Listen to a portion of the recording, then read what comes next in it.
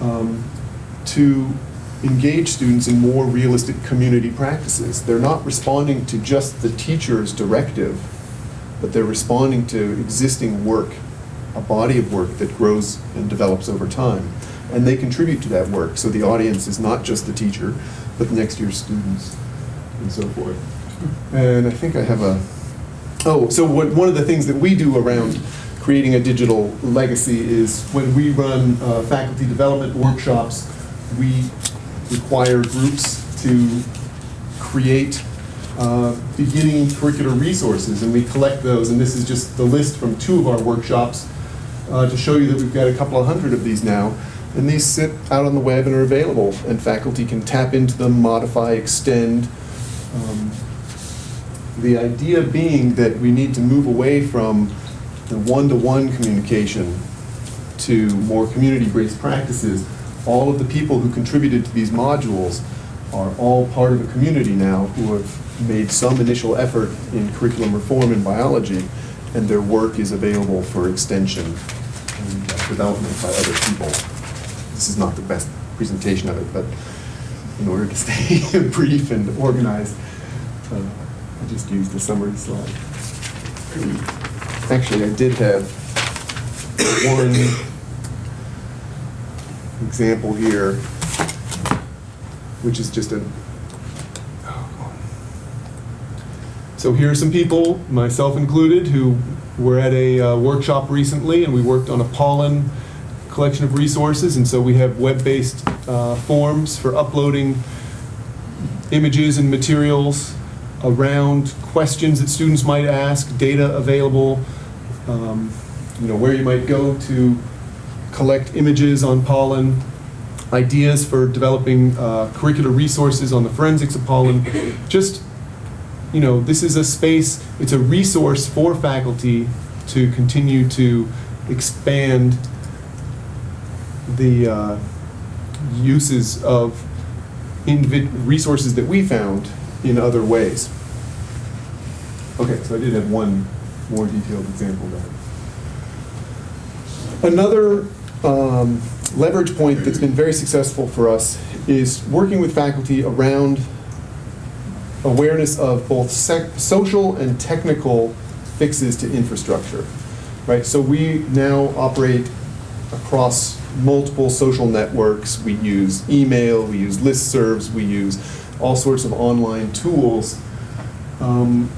Are we interested in educational resources where someone has pulled all of those together for us and packaged them up and made them specifically for our audience and cleaned up all of the potential places where those tools conflict and packaged it for students? Or are we interested in teaching students how to negotiate different tools and building a social support so that they understand when they would use a particular tool and how they might navigate between them?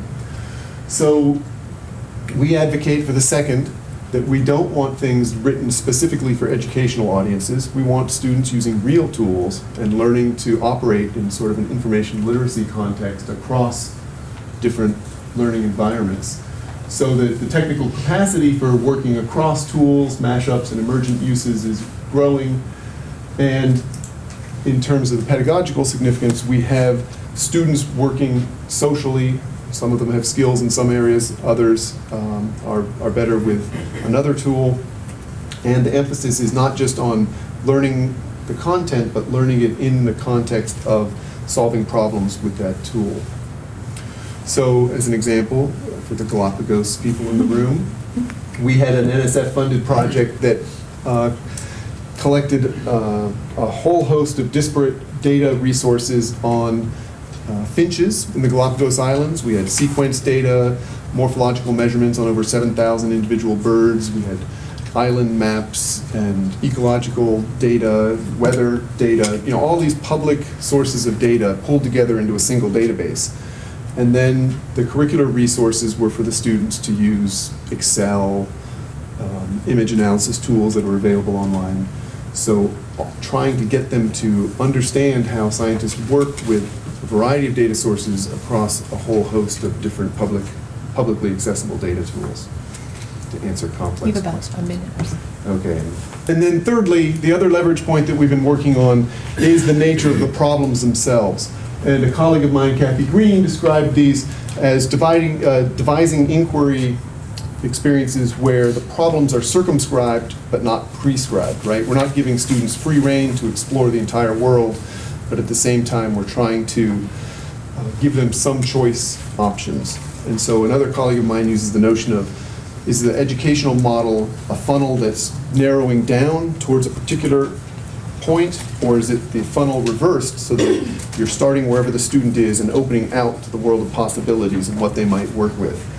And so we use curricular models called problem spaces there, where we're trying to collect resources and analysis tools and create open curriculum models so that faculty can go in, use these, and get their students to do original research.